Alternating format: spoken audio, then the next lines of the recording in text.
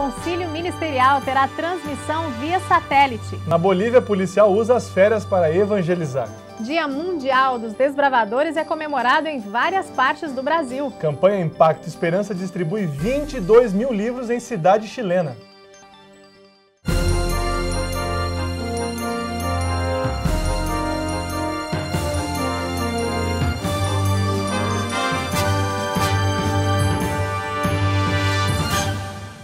O dia 1º de maio ficará na história missionária da Igreja Adventista no Centro-Oeste do Brasil. Foi o início do projeto missionário Missão Total.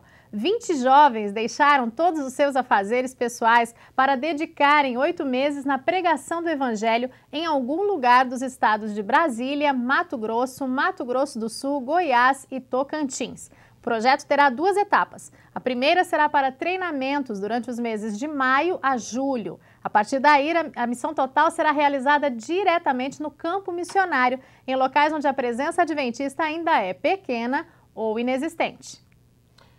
O presidente da Câmara dos Deputados do Uruguai, Luiz Lacalle Pou, e Carmen Aciaín, presidente do Consórcio Latino-Americano de Liberdade Religiosa, receberam os livros Todavia Existe Esperança e Esperança Viva, das mãos de Carlos Biagi, que é o diretor de Liberdade Religiosa da Igreja Adventista no Uruguai. A entrega foi feita durante a realização de uma jornada parlamentar denominada Liberdade de Consciência, que contou com a participação de líderes religiosos, autoridades políticas e imprensa. No último sábado de abril foi comemorado o Dia Mundial dos Desbravadores. O Clube Rocha Firme da cidade de Ji-Paraná, em Rondônia, apresentou para a igreja e para a comunidade algumas das atividades que eles desenvolvem. Semelhante a eles, outros clubes da região comemoraram a data especial e já estão se preparando para, de 20 a 22 de maio, participarem do Campuri Regional na cidade de Ouro Preto do Oeste. Já em Recife, Pernambuco, no Nordeste do Brasil, a data foi comemorada em uma reunião solene realizada no plenário da Câmara Municipal da cidade. Pastores e dezenas de desbravadores participaram da solenidade. Interessante, Márcia. E no sábado, dia 30 de abril, foi realizada a campanha Impacto Esperança no centro da cidade de Chillán, no Chile. A pastoral da Universidade Adventista do Chile distribuiu para a comunidade 22.500 exemplares do livro Todavia Existe Esperança. Uma das pessoas que recebeu o livro foi o representante do prefeito local, Miguel Ángel San Martín, que comentou estar muito impressionado com a qualidade musical das apresentações que estavam sendo realizadas e com a espiritualidade dos participantes. A campanha foi forte, especialmente em 7 regiões, onde a Igreja Adventista pretende estabelecer novas congregações. Muito bom, né, Felipe? A Igreja Adventista de Nova Esperança, em Ananindeua, no Pará, realizou uma grande ação social, atendendo 753 pessoas na comunidade. A ação foi realizada em frente à igreja, em uma das principais avenidas da cidade. A ação teve o apoio do Serviço Social do Comércio, o SESC, que disponibilizou 23 funcionários, entre enfermeiros, dentistas e cabeleireiros. O projeto solidário teve início às 8 da manhã e encerrou no finalzinho da tarde. Todas as pessoas atendidas receberam o convite para o evangelismo da Semana Santa. Félix Flores é um oficial da polícia boliviana que reserva suas férias para pregar o evangelho. Ele, a sua esposa Lula Queiroz e sua filha Janete, há vários anos vem usando os dias de férias para o evangelismo. A última região beneficiada com o trabalho deles foi o Barrio Nuevo, na cidade de Santa Cruz de la Sierra. Eles usam o carro e o equipamento de som para o convite e conduzem as reuniões em um pequeno grupo. Um exemplo, com certeza, para ser imitado, né, Márcia? Verdade, Felipe, sem dúvida alguma. Alguns momentos da programação do Concílio Ministerial Unidos na Esperança contarão com transmissão via satélite e pela web no canal executivo.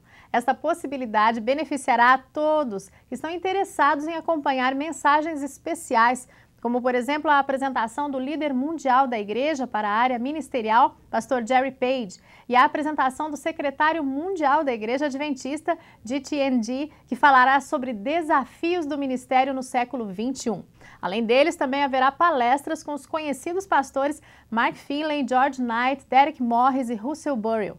Para mais informações, acesse www.concilio2011.org.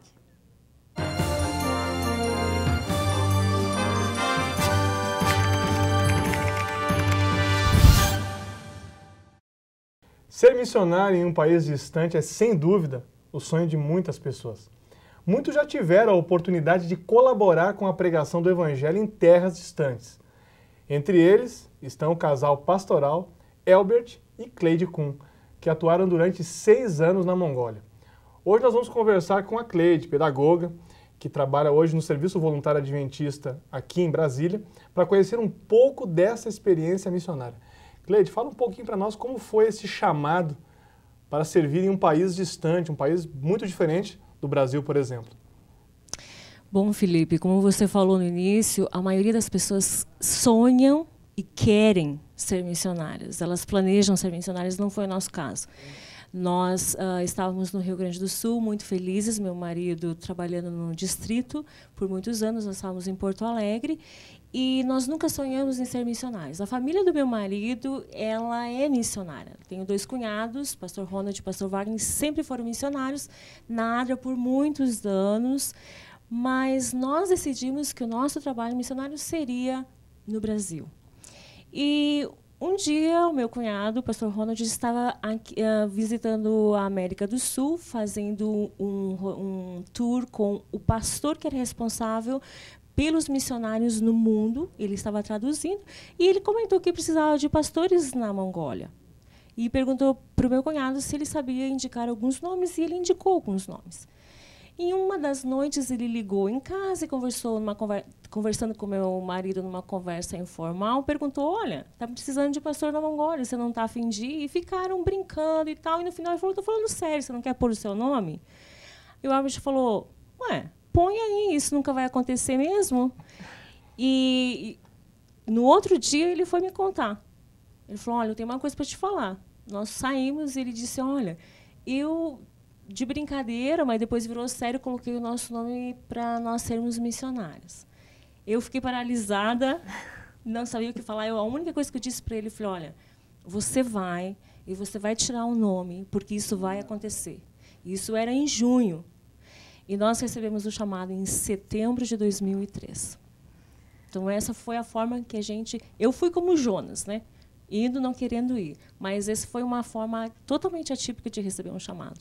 Agora, Cleide, a gente está curioso aqui para saber, conte para nós quais foram os maiores desafios e também as melhores alegrias que vocês viveram lá na Mongólia. Bom, Márcia, você sabe que a Mongólia, a maioria do pessoal pensa que é na África. A Mongólia é na Ásia, dividido entre a Rússia e a China.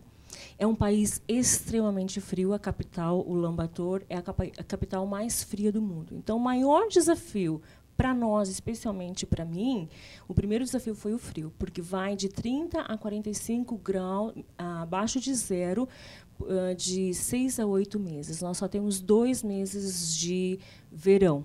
E o resto é inverno, de 30 a 45 graus negativos. E o segundo maior desafio foi a língua. Nós fomos para lá sem saber falar inglês. O Elbert sabia falar um pouco inglês. Eu não sabia falar inglês nem um pouquinho. E também não sabia, logicamente, falar a língua local. Então, durante 1 ano, eu tive que aprender o inglês num país onde ninguém fala inglês, porque a Mongólia faz parte da divisão norte asiática, onde pertence a Coreia, o Japão, a China. Então, cada país fala a sua língua. No escritório, obrigatoriamente, você precisa falar o inglês. E você precisa aprender a falar um pouco o mongol para poder sobreviver lá. Então, os 2 maiores desafios foram a língua e o frio. Nós tivemos, pela graça de Deus, superar esses grandes desafios. Eu acho que as maiores alegrias, no meu caso, e também acho que no caso do Elbert, que nós fomos os primeiros departamentais da história da Mongólia.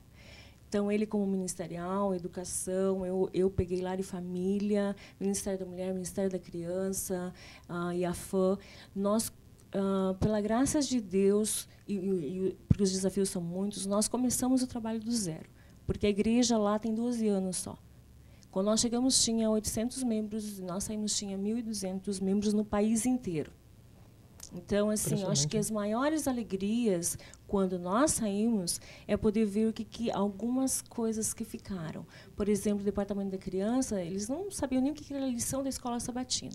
Então, começar a traduzir do inglês para o mongol, dar todo o material, então, para essas crianças terem algum tipo de material. Então, acho que, apesar dos grandes desafios que nos faz depender mais de Deus, as maiores alegrias é ver o que Deus fez, apesar da gente e através da gente.